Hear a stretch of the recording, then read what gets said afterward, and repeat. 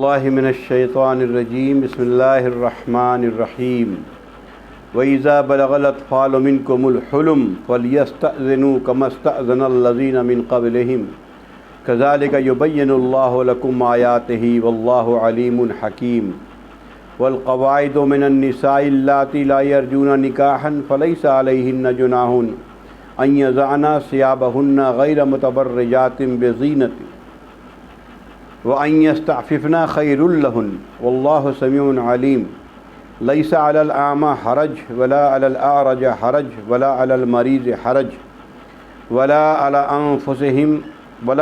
أَنفُسِكُمْ أَن تَأْكُلُوا مِن بُيُوتِكُمْ أَوْ بُيُوتِ آبَائِكُمْ أَوْ بُيُوتِ أُمَّهَاتِكُمْ أَوْ بُيُوتِ إِخْوَانِكُمْ أَوْ بُيُوتِ أَخَوَاتِكُمْ أَوْ بُيُوتِ أَعْمَامِكُمْ أَوْ بُيُوتِ عَمَّاتِكُمْ أَوْ بُيُوتِ أَخْوَالِكُمْ أَوْ بُيُوتِ خَالَاتِكُمْ أَوْ مَا مَلَكْتُمْ مَفَاتِحَهُ أَوْ صَدِيقِكُمْ لَيْسَ عَلَيْكُمْ جُنَاحٌ أَن تَأْكُلُوا جَمِيعًا أَوْ أَشْتَاتًا فَإِذَا دَخَلْتُمْ بُيُوتًا فَسَلِّمُوا عَلَىٰ أَنفُسِكُمْ تَحِيَّةً مِّنْ عِندِ اللَّهِ مُبَارَكَةً طَيِّبَةً كَذَلِكَ يُبَيِّنُ اللَّهُ لَكُمُ الْآيَاتِ لَعَلَّكُمْ تَعْقِلُونَ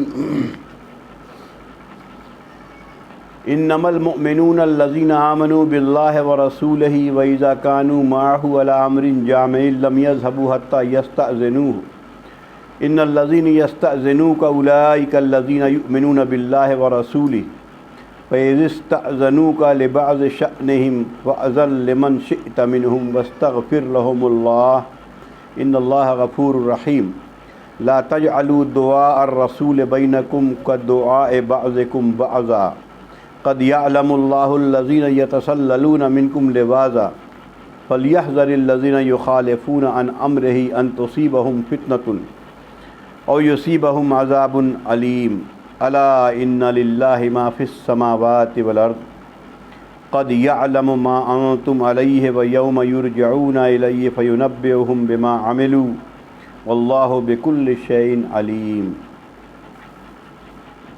صدق اللہ العظیم۔ یہ آج سورہ نور کی آیت نمبر 59 سے لے کے 64 تک اس کی تلاوت ہوئی اور یہ آخری آیات ہے، اس پر سورہ نور ختم ہو رہی ہے۔ میں نے بتایا تھا کہ سورہ نور کا بنیادی موضوع کیا ہے؟ مرد اور عورت کے بیچ ریلیشن کیسے رہیں تاکہ سوسائٹی میں برائی، فحاشی، عریانیت یہ سب چیزیں نہ پھیلیں، اور دوسری طرف جو انسان کی ایک فطری خواہشات ہیں وہ اپنی پوری بھی ہوتی رہیں، اور اس سے اللہ نے جو نظام رکھا ہے نسل کے بڑھانے کا وہ بھی چلتی رہیں، لیکن یہ سب اپنے حدود کے اندر ایسے رہیں کہ ہماری سماج میں، ہماری سوسائٹی میں برائی نہ پھیلے۔ اس کے لیے یہ آیت شروع ہوئی تھی کہ ہم نے اس کو نازل کیا ہے وَفَرَضْنَا سُورَةٌ أَنزَلْنَاهَا وَفَرَضْنَاهَا، ہم نے اس سورت کو نازل کیا ہے اور فرض کیا ہے تمہارے اوپر۔ ہر سورت میں جو بات نازل ہوئی وہ فرض ہے، اس میں خصوصی طور پر کہا گیا، اس میں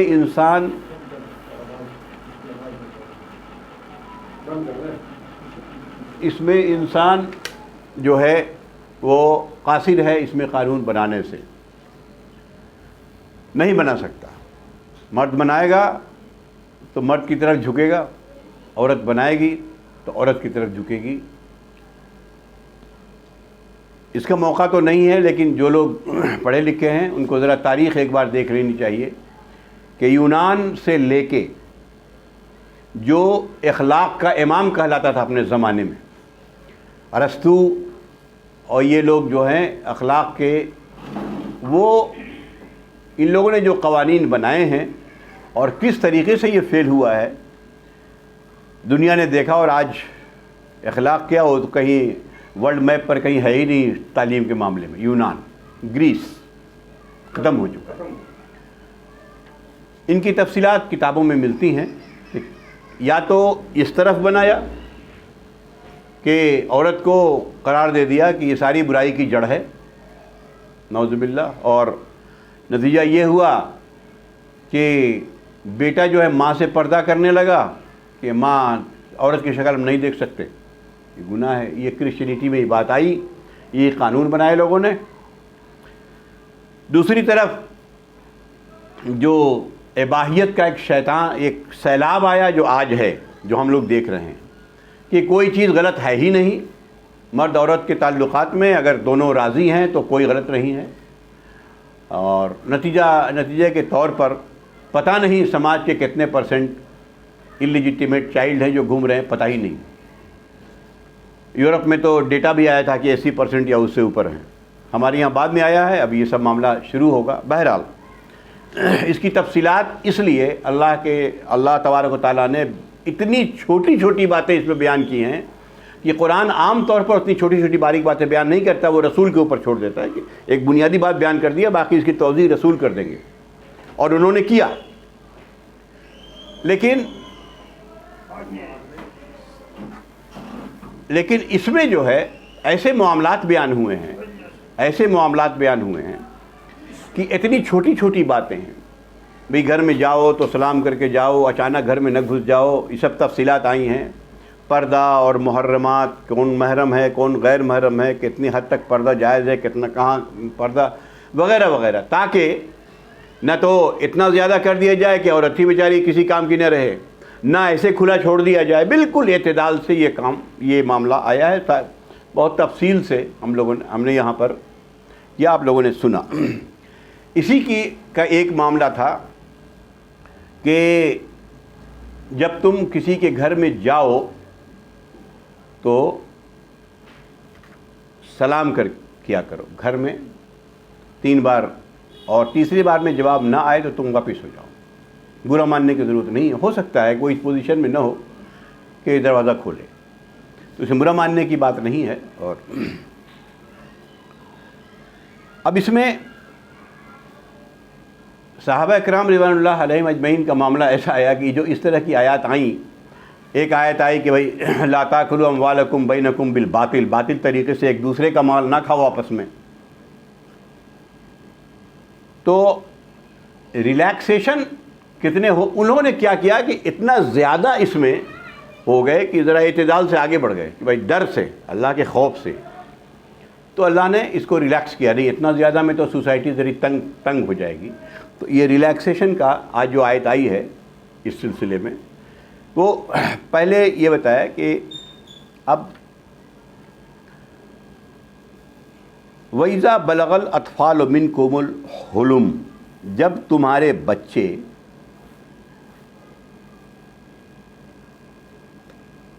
بلوغت کو پہنچ جائیں تو نہیں، ارے وہی میں نے چھوڑ دیا، شروع میں آیت پڑھی ہی نہیں میں نے. وہی میں سمجھ رہا تو کچھ گڑبڑ ہے. چلیے اس کو پڑھ لیتا ہوں پھر. یا ایھا الذین آمنوا لیستأذنکم الذین ملکت ایمانکم والذین لم یبلغوا الحلم منکم 3 مرات من قبل صلاة الفجر وحین تضعون ثیابکم من الظہیرۃ ومن بعد صلاة العشاء 3 عورات لکم لیس علیکم ولا علیہم جناح بعدہن طوافون علیکم بعضکم علی بعض کذالک یبین اللہ لکم الآیات واللہ علیم حکیم. یہ آیت اس کو پہلے ہی پڑھنی تھی، اس کے بعد ہے جو میں نے پڑھ دیا. تو اب اس میں جب یہ گا بھائی اب ایک گھر ہے، پہلے جو عرب میں گھر بنا کرتے تھے عام طور پر روم میں دروازے نہیں ہوا کرتے، بس روم ہے جانے کا. اور تو اللہ نے کچھ اس میں انسٹرکشن دی ہے کہ اب گھر میں بچے ہیں تو ان کو کیسے کنٹرول کیا جائے گا. گھر میں اس وقت وہ کیا نام ہے غلام اور باندیاں ہوا کرتی تھیں جو عام طور پر گھر کے فرد کی طرح ہوتی تھیں، گھر میں کام کرتی تھیں. تو اس میں اللہ تعالیٰ نے بہت صاف انسٹرکشن دیا کہ ایمان والو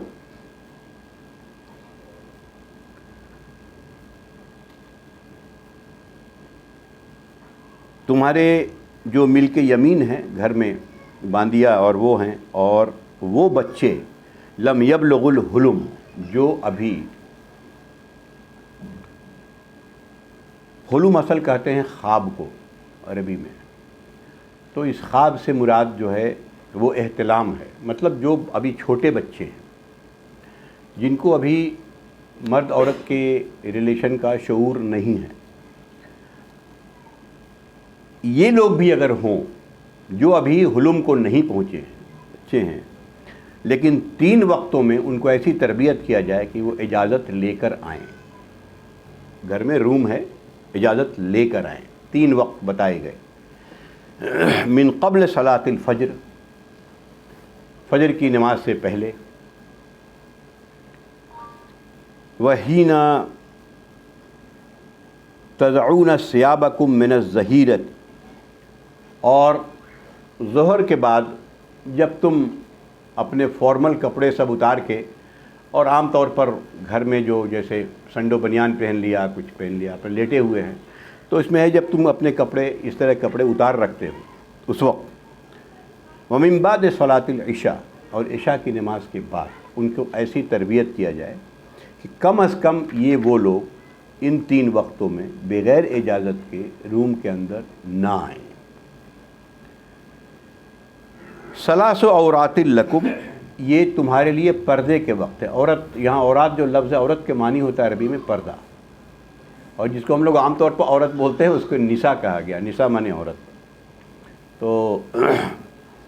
تو یہ 3 تمہارے پردے کے وقت ہیں۔ انسان کس حال میں ہے، کیونکہ 1-2 تو عشاء کے بعد سے فجر کے پہلے تک تو شروع ہی ہوتا رات کا وقت ہے، اور ایک ظہر کا جو قیلولہ کرتا ہے انسان، نیپنگ، تھوڑا سا ظہر کے بعد کھانا وانا کھا کے آدمی لیٹتا ہے، اس وقت بھی منع کر دے۔ یہ 3 تمہارے پردے کے وقت ہیں۔ تو چھوٹے بچے ہیں جو ان کو اور ایسی تربیت کیا جائے کہ وہ جب آئیں تو اجازت لے کر آئیں۔ اب ظاہر ہے کہ اجازت لے کے وہی بچے آئیں گے جو کم سے کم اتنا شعور رکھتے ہیں کہ اجازت لے لیں۔ بہت چھوٹا جو ہے 1-2 سال کا، وہ تو اس کا کوئی معنی نہیں رکھتا۔ لیس علیکم ولا علیہم جناح بعدہن، اس کے بعد اس 3 وقت کے علاوہ اور کوئی اگر وقت ہو تو کوئی گناہ نہیں، نہ تمہارے اوپر نہ اس کے اوپر، وہ کہ وہ آ جائیں روم میں بغیر اجازت۔ طوافون علیکم بعضکم علی بعض، یہ تو گھر میں عام طور پر آنے جانے والے، گھر میں یہاں وہاں بچے ہیں، گھومتے رہتے ہیں، پھرتے رہتے ہیں، لیکن تربیت ایسا کیا جائے کہ کم سے کم یہ 3 وقت میں ایک ایسا وقت ہے جو انسان بے تکلف ہوتا ہے، اور ہو سکتا ہے اپنی خلوت میں ہو، تو ریزرویشن ہونا چاہیے، اور یہ اجازت لے کے آئیں۔ اللہ تعالیٰ اس جتنی آیت بتا رہا ہے، دیکھیے کہتا ہے کذالک یبین اللہ لکم الآیات، دیکھو اس طریقے سے اللہ کھول کھول کے باتیں بیان کرتا ہے اپنی۔ واللہ علیم حکیم، اور اللہ سب جاننے والا ہے اور بڑی حکمت والا ہے۔ یہ کہنے سے مراد یہی ہوتا ہے کہ اس میں بڑی حکمت ہے۔ انسان سمجھا یار چھوٹا بچہ ہے، فلاں بچہ ہے، فلاں ایسا ہے۔ اب مرد کی جو اصل نفسیات ہوتی ہے اس سے عورتیں بے خبر ہوتی ہیں۔ وہ 10 سال کے بچے کو بچہ ہی سمجھتی ہیں، مرد سمجھتا ہے کہ وہ بچہ کس حال میں ہے، کیونکہ وہ خود کو جانتا ہے۔ عورتیں نہیں سمجھ پاتی اس کو عام طور پر، ارے بچہ ہے، وہ بچہ نہیں ہے۔ ٹھیک ہے، اسی طریقے سے مرد جو ہے لڑکیوں کے بارے میں نہیں جان سکتا، وہ عورتیں سمجھتی ہیں۔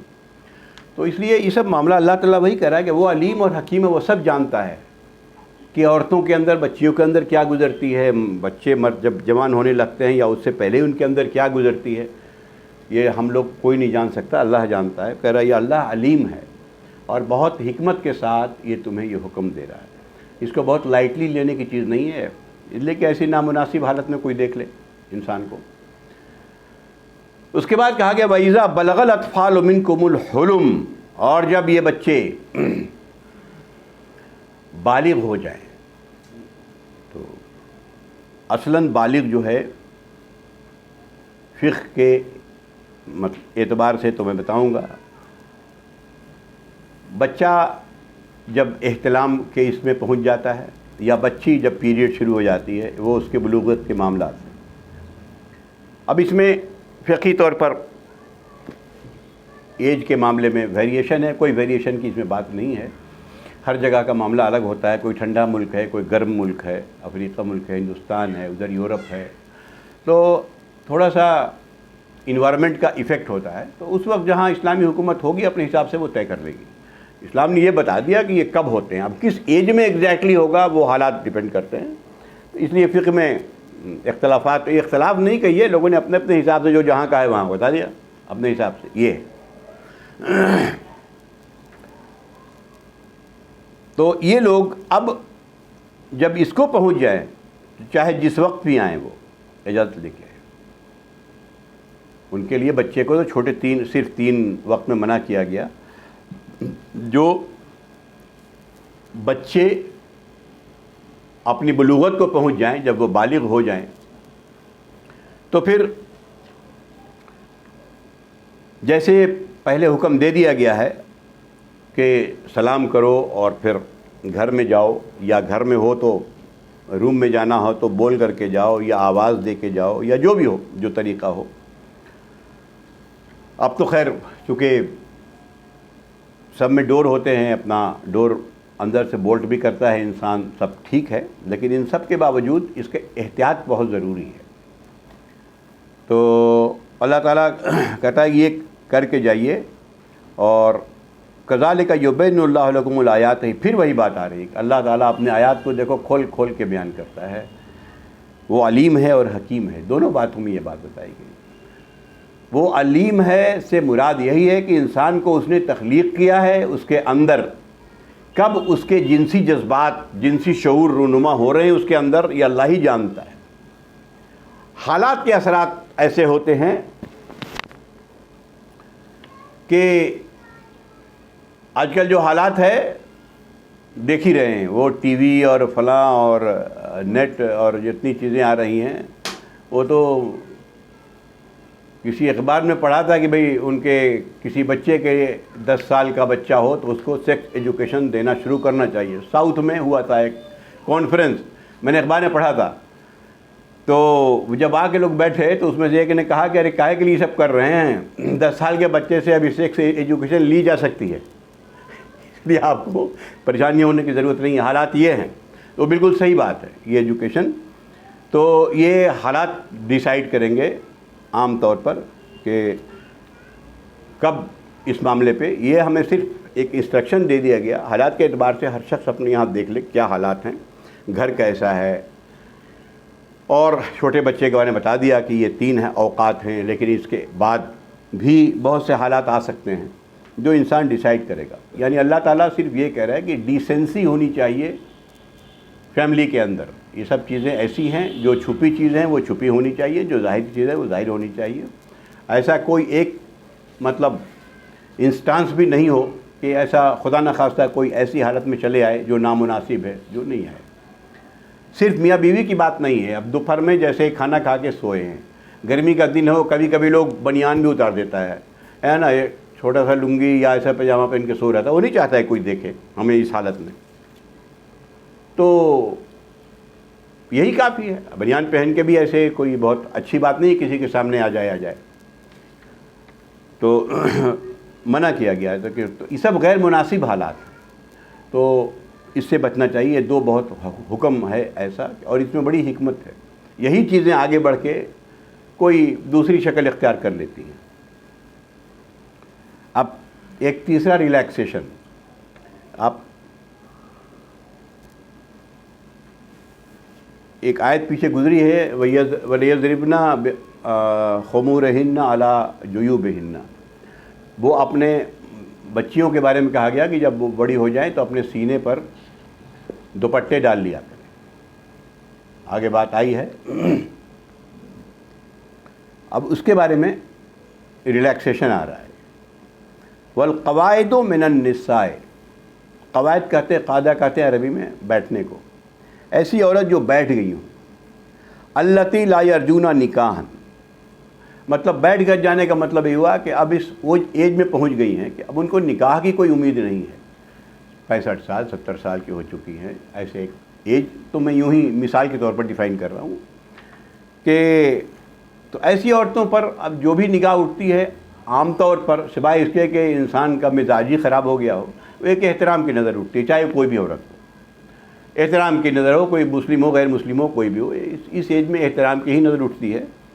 تو ایسی عورتیں جو اب بیٹھ چکی ہوں گھر میں اور ان کو اب نکاح کی کوئی امید باقی نہ رہ گئی ہو، فَلَيْسَ عَلَيْهِنَّ جُنَاحٌ أَن يَضَعْنَ ثِيَابَهُنَّ، ان کے اوپر کوئی گناہ نہیں کہ اپنے دوپٹے اتار کے رکھ دیں گھر میں، ٹھیک ہے، غیر متبرجات بزینت، لیکن اس میں یہ ہے کہ اس میں زینت اور دکھاوا نہیں ہونا چاہیے، ٹھیک ہے۔ تو یہ بھی بڑی اہم بات ہے۔ جو یورپ گئے ہیں دیکھ لیجئے 80 سال کے بھی وہ پرفیوم لگا کے اپنی سارے زینت دکھا کے آتی ہیں، وہ اجازت نہیں ہے اس کی اسلام میں۔ تو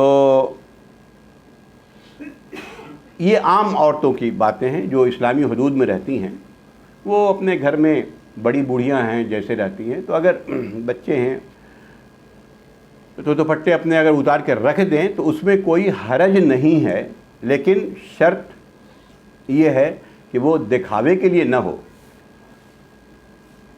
وَأَن يَسْتَعْفِفْنَ خَيْرٌ لَهُنَّ، لیکن اگر وہ اس میں بھی پاکیزگی برتیں تو یہ ان کے لیے زیادہ بہتر ہے، ٹھیک ہے۔ وہ اتار کے رکھنے سے کوئی جنسی نگاہ تو نہیں ڈال سکتا، لیکن اگر وہ اس حالت میں بھی دوپٹے اوڑھ کے رہتی ہیں تو گھر میں جو چھوٹی بچیاں بڑی ہو رہی ہیں ان پر اثر ہوگا کہ نہیں، یہ ہمارا طور طریقہ یہ ہے، تو اس لیے کہ اگر وہ زیادہ بہتر یہی ہے، لیکن بہرحال اگر وہ کبھی اتار دیں تو اس میں کوئی حرج کی بات نہیں ہے۔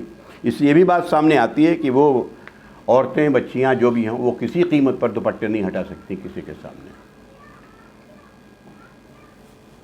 واللہ سمیع علیم، اور دیکھو بے شک اللہ سننے والا ہے اور جاننے والا ہے، وہ سن بھی رہا ہے کیا کرتے ہو اور وہ جان بھی رہا ہے کہ کیا کرتے ہو، کس نیت سے دوپٹہ تم نے ہٹا دیا ہے۔ یہ ایک تیسرا معاملہ ہے، یہ ریلیکسیشن دے دیا بوڑھیوں، ایک پریکٹیکل بات ہے، یہ بالکل پریکٹیکل بات ہے، ایسے ہی ہوتا ہے سوسائٹی میں۔ بڑی بوڑھیاں کبھی سوچ بھی نہیں سکتی کہ کوئی ان کے طرف غلط نگاہ ہے، نہ کوئی دیکھنے والا عام آدمی ایسا سوچ سکتا ہے، وہ احترام کی نگاہ سے ہی دیکھتا ہے کہ بھئی بڑی بوڑھیاں ہیں تو نہ ان پر وہ سارے احکام ایسے لاگو ہو جاتے ہیں جو عام جوان کے اوپر ہوتے ہیں، اس میں جتنی سختی ہوتی ہے۔ اب تیسری بات یہ ہے کہ قرآن میں جب صحابہ کرام کو یہ حکم ہوا کہ لا تأکلوا اموالکم بینکم بالباطل، تم آپس میں ایک دوسرے کا مال باطل طریقے سے نہ کھاؤ، تو اصل مقصود تو یہ تھا کہ حرام طریقے سے دھوکہ دے کے، دھوکہ دھڑی کر کے، فریب کر کے، یا جو بھی فقہ کی کتابوں میں جو بزنس ڈیلنگ ہے اس میں غرر ضرر یہ ہے، کسی کو دھوکہ دیا جائے، کسی کو نقصان پہنچایا جائے، اس طریقے سے نہ کھایا جائے۔ لیکن مفسرین نے اس کی تفسیر میں لکھا ہے کہ صحابہ کرام اتنے زیادہ اس پر عمل کرنے لگے کہ وہ اپنے والد کے گھر بھی گئے اور اماں ہے گھر پر، اور دیری کچھ کھانے کو تو نہیں کھا رہے، نہیں والد آئیں گے، وہ ان کا مال ہے، وہ حکم دیں گے کہ کھا لو تبھی کھا سکتے ہیں، اتنا زیادہ اس پر عمل کرنے لگے۔ تو تھوڑا سا یہ تنگی ہوئی لوگوں کو۔ اس طریقے سے خالہ کے یہاں جہاں جو رشتہ دار محرم ہے گئے، خالہ دے رہی، نہیں خالو آئیں گے، خالو بتائیں گے کہ ہاں میرا مال ہے، تم کھا سکتے ہو تب ہم کھائیں گے، نہیں تو باطل مال ہو جائے گا۔ یہ اس طریقے کی چیزیں آ گئی اتنا زیادہ، تو اللہ نے ان کو حکم دیا کہ نہیں اتنا زیادہ، میرا مطلب کہنے کا یہ مقصد نہیں ہے۔ تو اس میں دیا ہے کہ اچھا اس کے علاوہ اور بھی تھا کہ جو کچھ لوگ جیسے جہاد میں چلے گئے تو کوئی بیچارے معذور ہیں، اندھے ہیں، لنگڑے ہیں یا ایسا ہے، ان کو گھر کی چابی دے دیا کہ جو تم گھر پہ رہو آرام سے۔ اب اس میں بہت سے واقعات آتے ہیں کہ بھائی وہ آئے، معلوم ہوا کہ وہ تو سوکھ کے بستر پر ہے، بولے کہ تم اور کہا کہ کیسے کھاؤ، نہیں ہم کیسے کھا لیتے، تھوڑا سا مال ہم کھائیں گے نہیں، اور کبھی پانی پی کے رہ گئے، مطلب پریشان ہو گئے، ایسے حالات ہو گئے۔ تو اللہ نے یہ حکم دیا کہ اب اتنے زیادہ محتاط ہو گئے صحابہ کرام کہ لیس علی الاعمى حرج ولا علی العارج حرج ولا علی المریض حرج ولا علی انفسکم،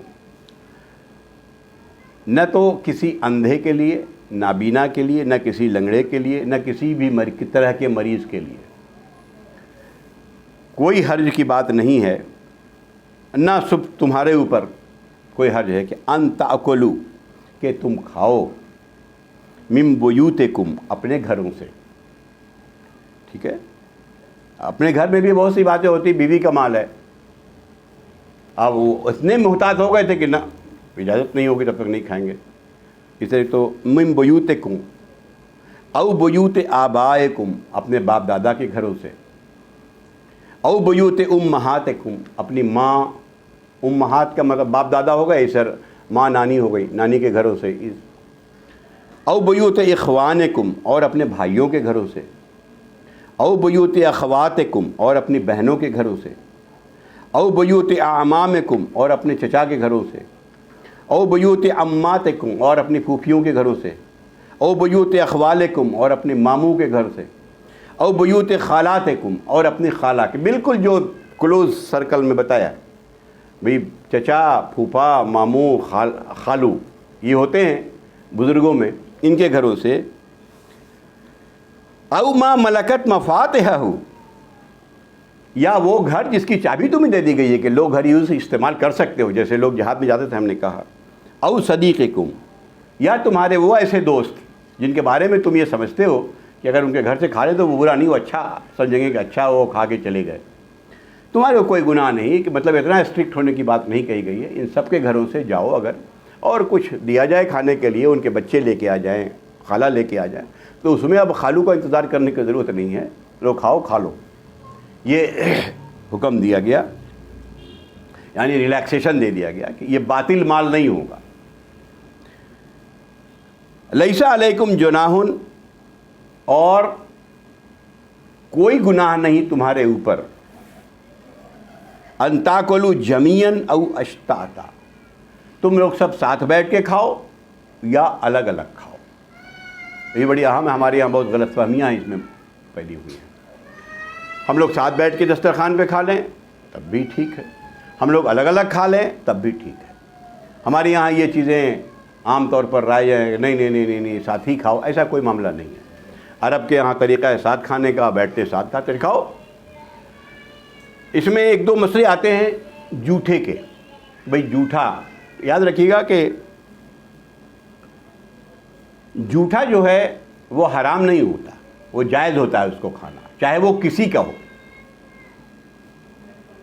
لیکن یہ بھی بات کلیئر ہے، حدیث کی بنا پر ہمارے فقہاء نے یہ لکھا کہ اگر کوئی اپنے ذرا نفاست پسند زیادہ ہے، وہ نہیں کھانا چاہتا ہے کسی کے چھوڑی ہوئی چیز، تو اس میں بھی کوئی گناہ کی بات نہیں ہے، ہم نہیں کھائیں گے، بات ختم ہو گئی. اس کو بہت زیادہ یہ مسئلہ ایسا نہیں بنانا چاہیے. نہیں، عام طور پر ہی پھیلا ہوا ہے کہ وہ ساتھ کھاؤ اور اس میں چھوڑ کے ضرور دے دو پانی، اور پئیں گے تو اس میں برکت آئے گی اور اس میں فلاں ہوگا اور یہ جنت کے دروازے کھول دے گی. یہاں یہ غلط سلط لوگ جو پھیلائے ہوئے ہیں عام طور پر، یہ سب چیزیں کچھ بھی نہیں ہیں.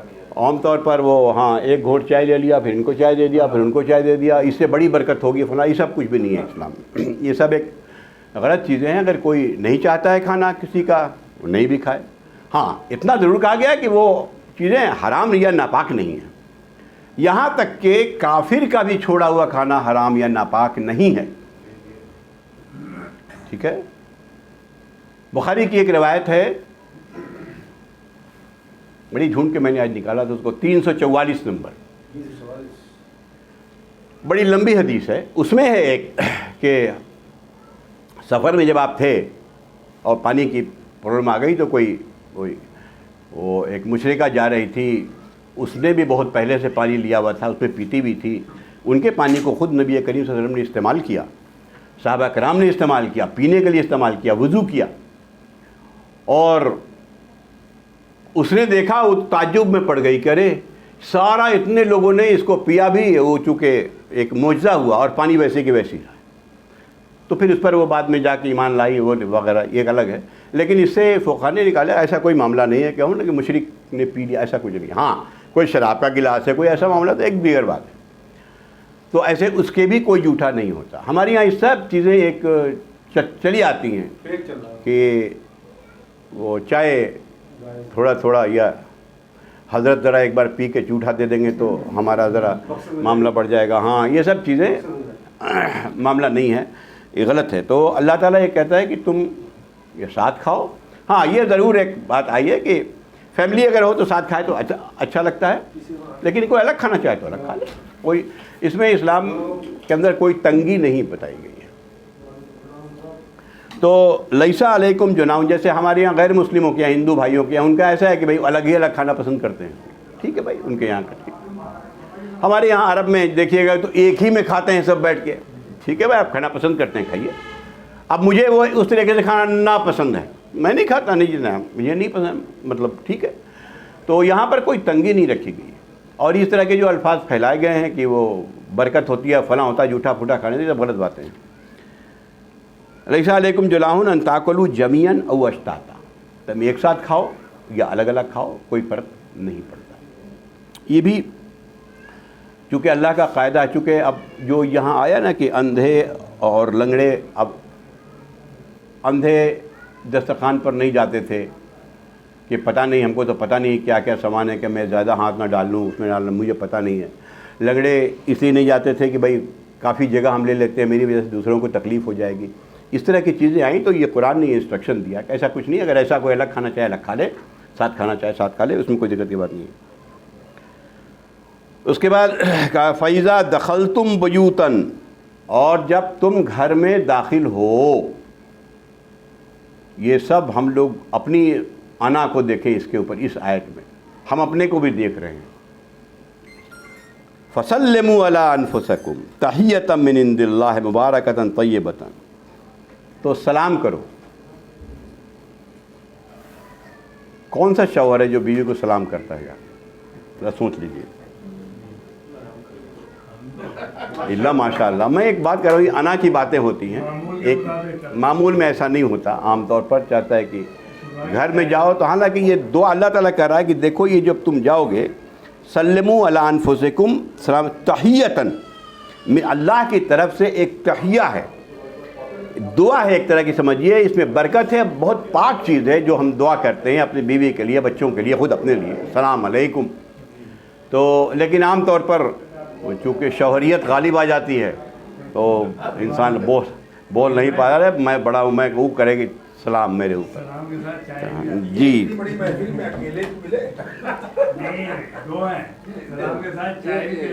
ایک منٹ، فسلموا علی انفسکم. ایک منٹ. نبی کریم صلی اللہ علیہ وسلم کا طریقہ یہ تھا، نہیں، نبی کریم صلی اللہ علیہ وسلم کا طریقہ یہ تھا کہ جب آپ آتے تو دور سے تو مسجد میں جاتے سیدھا. چھوٹی سی جگہ تھی، چھوٹی سی بستی تھی. اس مسجد میں تمام اعلان ہو جاتا تھا کہ آپ آ گئے ہیں. دراصل گھر والوں کو ایک طرح سے یہ انفارمیشن پہنچ جاتا تھا کہ آپ تشریف لا چکے ہیں. تو اب گھر والی بھی کو وقت دیا جاتا تھا کہ ایسا ہو کہ کوئی مناسب یا غیر مناسب حالت میں شوہر نہ پہنچے، آئے تو ذرا اچھے حالت میں بیوی کو پائے، گھر ذرا قاعدے سے ڈھنگ کا، یہ وقت دیا جاتا. آج ٹھیک ہے مسجد میں کوئی پہنچا تو پتہ بھی نہیں چلے گا کون آیا کون گیا، لیکن اس کے دوسرے ذرائع بھی اللہ نے نکال دیے ہیں. بھائی گھر پہنچنے کے گھنٹہ 2 گھنٹہ پہلے فون کر دیں، 2 گھنٹے میں پہنچ رہا ہوں گھر پہ. یہ ایک طریقہ ہے اور بہتر طریقہ ہے، میں پہنچ رہا ہوں گھر پہ. تو یہ، اور گھر پہ جب پہنچے تو پھر سلام کرے. اللہ کی طرف سے ایک پاکیزہ طریقہ ہے. اور تحیت عام طور پر کہتے ہیں دعا کو، زندگی کی دعا ہے یا دعا کو، اور اللہ کی طرف سے بہت برکت والی دعا ہے. بھئی آپ پر سلامتی ہو، پیس ہو، عافیت ہو. کذالک یبین اللہ لکم الآیات لعلکم تعقلون. اور دیکھو پھر وہی آیت، اللہ تعالیٰ اپنی آیات کو دیکھو کیسے کھول کھول کر بیان کرتا ہے تاکہ تم سمجھو، عقل پکڑو.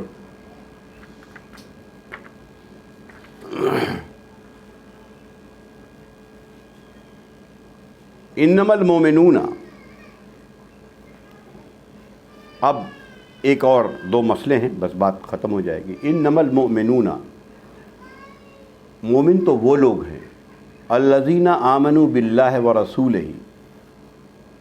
جو اللہ پر اور اس کے رسول پر ایمان لائے ہیں، اذا کانوا معہ علی امر جامع لم یذهبوا حتی یستأذنوا، ہاں وَإِذَا كَانُوا مَعَهُ عَلَىٰ أَمْرٍ جَامِعٍ لَمْ يَذْهَبُوا حَتَّى يَسْتَأْذِنُوهُ، جب کوئی اہم معاملے میں میٹنگ میں ہو یا رسول صلی اللہ علیہ وسلم کے ساتھ میٹنگ میں ہیں، تو عام طور پر یہ منافقوں کے لیے یہ بات آئی ہے سامنے، لیکن ایک خاص انسٹرکشن دے دیا گیا کہ کوئی ایک بڑا اہم معاملہ ہے، مسجد میں لوگوں کو جمع کیا گیا ہے، لوگ آئے ہیں، تو تم مت جاؤ، وہاں سے نکلو مت، حتیٰ یستأذنوا ہو، یہاں تک کہ کوئی ضرورت پڑ جائے تم اجازت لے لو جو وہاں پر لوگ ہیں۔ اولاً تو یہ رسول کے لیے آیا تھا کہ رسول سے آپ اجازت لیجئے تبھی آپ جائیے وہاں سے، ایک اہم معاملے کے لیے بلایا گیا ہے۔ ان الذین یستأذنوک، تو جو لوگ آپ سے اجازت چاہیں، اولئک الذین یؤمنون باللہ ورسولہ، یہ وہ لوگ ہیں جو اللہ اور رسول پر ایمان رکھتے ہیں، یعنی اجازت لے کے جاتے ہیں، اور رسول کو حکم ہوا فَإِذَا اسْتَأْذَنُوكَ لِبَعْضِ شَأْنِهِمْ فَأَذِن لِمَنْ شِئْتَ مِنْهُمْ، تو اگر یہ آپ سے اجازت چاہیں تو اے نبی ان کو اجازت دے دیجیے جانے کے لیے۔ یہ دراصل مجلس یا میٹنگ جس کو کہہ لیجیے، اس کے آداب بیان کیے گئے۔ اب ہم آئے ہیں، میٹنگ میں بیٹھے ہیں، اب کوئی آ رہا ہے، کوئی اپنی مرضی سے جا رہا ہے، یہ کوئی میٹنگ کا طریقہ نہیں ہے، مجلس کا طریقہ نہیں ہے۔ آئے ہیں، بیٹھیے، جس کام کے لیے آئے ہیں وہ کام کیجیے۔ اگر کسی کو واقعی کوئی ضروری بات ہو تو وہاں پر اجازت لے کے کہ ہمیں کوئی ضروری کام ہے، جا رہے ہیں، ایک الگ بات ہے، لیکن اس کو ایک عام ایسا نہ بنائیے کہ لگے کوئی میٹنگ ہی نہیں ہے، یوں ہی لوگ بیٹھے ہیں، گپ کر رہے ہیں۔ لیکن اگر کوئی سخت بات، کوئی ضروری کام آئے تبھی جائیے، اس لیے کہ اللہ تعالیٰ نبی کو یہ تو کہہ دیا کہ آپ ان کو اجازت دے دیجئے، لیکن یہ بھی کہہ رہا ہے کہ اے نبی ان کے لیے آپ استغفار کیجئے، دعا کیجئے، مغفرت کی، ایسے لوگوں کے لیے اللہ سے دعا کیجئے کہ اللہ ان کو معاف کر دے، جس کام کے لیے آئے ہیں بس یوں ہی ہوا میں نہ چلے جائیں۔ ان اللہ غفور الرحیم، اللہ مغفرت فرمانے والا ہے اور رحیم ہے۔ تو یہ آداب مجلس بتائے گئے کہ جب کوئی اہم معاملے میں، یہاں امرن جامعین کا لفظ ہے، کوئی بڑا معاملہ ہے، کوئی مسئلہ ہے، لوگوں کو بلایا گیا ہے، آئیے بیٹھیے، تو ایک اس کی اہمیت کو سمجھتے ہوئے وہاں آنا چاہیے، وہاں بیٹھنا چاہیے، جو مشورہ یا مشاورت ہو رہا ہے وہ کرنا چاہیے، اور اگر کسی کو کوئی واقعی کوئی خاص ضرورت آ جائے تو باضابطہ اجازت لے کے وہاں سے جائے، ورنہ لوگوں کی باتیں آگے بیان ہو رہی ہیں۔ خصوصی طور پر رسول کے بارے میں بتا دیا گیا کہ لا تجعلوا دعاء الرسول بینکم کدعاء بعضکم بعضا، رسول کے بلانے کو ایسا نہ سمجھو جیسے تم آپس میں ایک دوسرے کو بلاتے ہو، معاملہ رسول کا بالکل ڈیفرنٹ ہے۔ تو قد یعلم اللہ، اللہ جانتا ہے، یعنی رسول نے اگر بلایا ہے آپ کو میٹنگ میں تب تو معاملہ اور گمبھیر ہے کہ بھائی رسول نے بلایا ہے، ہم تو بغیر رسول کی اجازت کے جائیں گے ہی نہیں۔ عام طور پر چونکہ یہ مسئلہ تھا اور اسی سے ہمارے یہاں آداب مجلس ڈیسائیڈ ہوا کیسے کیا جائے۔ اللہ تعالیٰ کہہ رہا ہے قد یعلم الذین یتسللون منکم لواذا، یہ تسلل کہتے ہیں آہستے سے کھسک لینے کو، لواز کہتے ہیں عربی میں آڑ بنا کے، کسی ایک دوسرے کو آڑ بنا کے آہستہ، اللہ جانتا ہے ان لوگوں کو ایک دوسرے کو آڑ بنا کے آہستے سے میٹنگ سے کنارے سے نکل لیتے ہیں، کھسک لیتے ہیں۔ فَلْيَحْذَرِ الَّذِينَ يُخَالِفُونَ عَنْ أَمْرِهِ، تو ان کو ڈرنا چاہیے جو اس حکم کی مخالفت کر رہے ہیں، ان کو ڈرنا چاہیے اس معاملے سے، ان تصیبہم فتنۃ، یا تو وہ کوئی آزمائش میں پڑ جائیں، اور یصیبہم عذاب علیم، یا ان پر کوئی عذاب آ جائے دردناک، ان کو ڈرنا چاہیے۔ یہ بھی ایک بڑی سخت بات کہہ دی گئی ہے کہ آئے اور کوئی خیالات نہیں، ایسے آستے سے کھسک لیا، یہ چیزیں اچھی نہیں ہیں۔ مجلس کے آداب ہیں، اصلاً یہ رسول کے لیے ہے، تو خیر ان کا تو معاملہ ہی الگ تھا، لیکن آپس میں جب ہم ایسے بات کرتے ہیں تو ایسا نہ ہو کہ آہستہ سے کھسک لیا جائے. او یصیبہم عذاب علیم، کہ ان کے اوپر دردناک عذاب آ جائے. الا، آخری آیت ہے یہ. تو اب جان لو، ہوشیار ہو جاؤ، خبردار ہو جاؤ. عربی میں اس معنی میں الا استعمال ہوتا ہے. جان لو، ہوشیار ہو جاؤ، خبردار ہو جاؤ. ان للہ ما فی السماوات والارض، زمین و آسمان میں جو بھی ہے سب اللہ کا ہی ہے، یعنی سب اللہ کے حکم کے پابند ہیں. یاد رکھنا، اللہ کے رسول کا، اللہ اس کے رسول کے حکم کو اگر توڑو گے تو یہ مت سوچو کہ تم بچ جاؤ گے. آگاہ رہو اس بات کو. ہو سکتا ہے دنیا میں کوئی نہ دیکھے، وہ تو دیکھ ہی رہا ہے. قد یعلم ما انتم علیہ، وہ اچھی طرح جانتا ہے کہ جس روش پر تم ہو، تم چل رہے ہو، سب کو جان رہا ہے کیا روش تم نے اپنایا اپنی زندگی کا. یہ بڑی عجیب سی بات ہے. قد یعلم ما انتم علیہ، تم کن چیزوں پر ہو، کس راستے پر ہو، کن روش پر ہو، کیا کر رہے ہو، زندگی کا کیا راستہ تم نے چنا ہے. بڑی تفصیلات اس میں ہو سکتی ہیں. پورا اپنے زندگی کو باضابطہ واقعی پورے طور پر اسلام کے آگے، اللہ کے دین کے آگے سرنڈر کر چکے ہو، یا سلیکٹیو دین ہے کہ کچھ معاملے میں تو ہم مان لیں گے، باقی معاملے میں ہم آزاد ہیں. اس کی فکر کرنی چاہیے میری زندگی کا روش کیا ہے. قرآن میں اس پر بڑی زبردست آیت آئی ہے. یہود بھی ایسے ہی کیا کرتے تھے. وہی جو بات آسان لگی، جس میں کوئی آزمائش نہ ہو، تو مان لیا میں نے دین کا معاملہ ہے، ذرا ٹوپی ضرور پہننا چاہیے، ذرا سرما ورما ضرور لگانا چاہیے، میٹھا بھی کھا لینا چاہیے، ذرا اچھی چیز ہے یہ سب. لیکن جب دین میں کہیں آزمائش کا وقت آتا ہے تو آہستہ سے کھسک لیتے ہیں. تو اللہ نے سورہ بقرہ میں کہا افتؤمنون ببعض الکتاب وتکفرون ببعض، کہ تم اس کتاب کے ایک حصے پر ایمان لاتے ہو اور ایک حصے پر کفر کرتے ہو. غور سے سنیے گا اس آیت. یہ اللہ کا قانون بیان کر رہی. فما جزاء منکم، تو تم میں سے ان لوگوں کی اس کی جزا کیا ہوگی.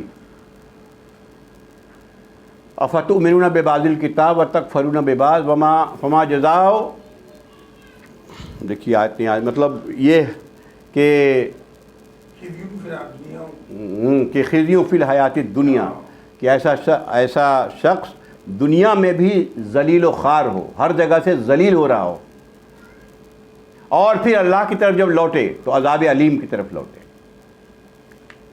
تو دنیا میں اس کو رسوائی، اگر اللہ کے دین کو مانتے ہوئے اس کو سلیکٹیو بنا دیا.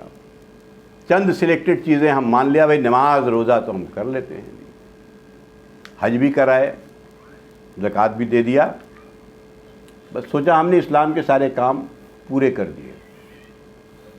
لیکن اصل یہ جس مقصد کے لیے ہے یہ سارے فرائض، کہ میری زندگی کو راستے پر رکھنے کے لیے یہ چیزیں ضروری ہیں، اور ہم راستے پہ ہی نہیں ہیں.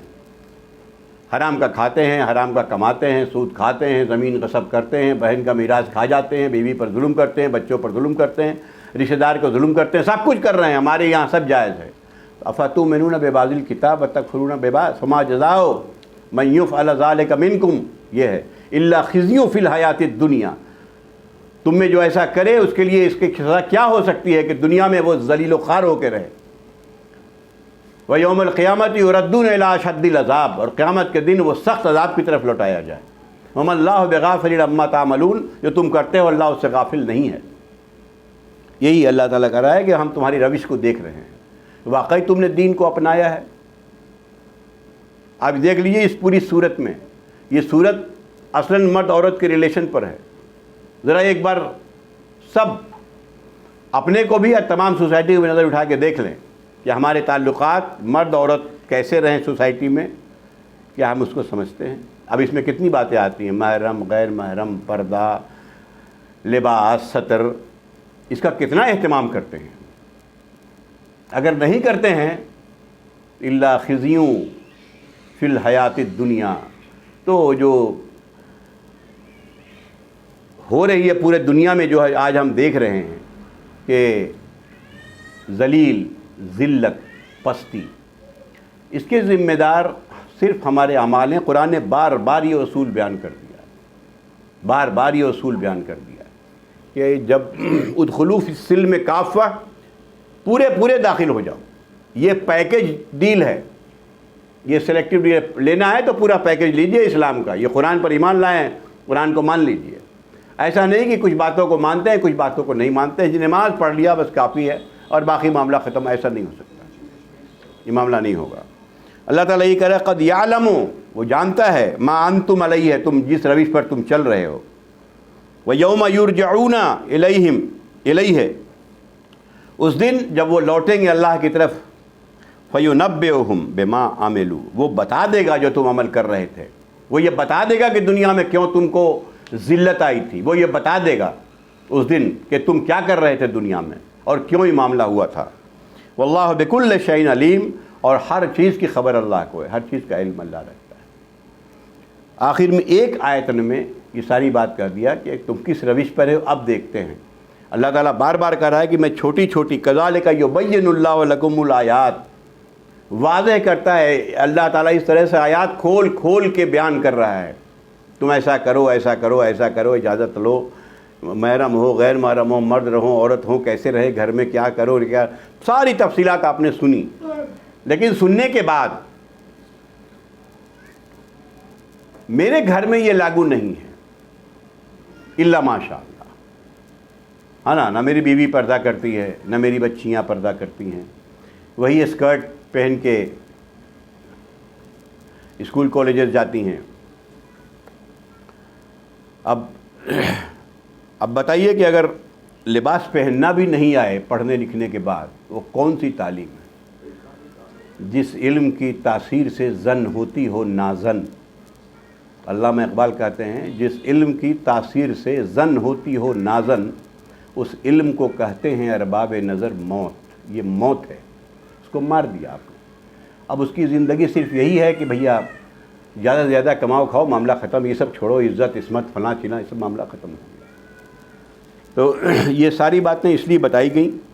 اللہ تعالیٰ سے دعا کیجئے کہ اللہ تعالیٰ اس پر ہمیں عمل کرنے کی توفیق عطا فرمائے، تاکہ یہ جو ذلت اور یہ جو چیزیں آ رہی ہیں سامنے، یہ آتی ہی رہیں گی جب تک کہ ہم رجوع نہیں کریں گے، یہ آتی ہی رہیں گی۔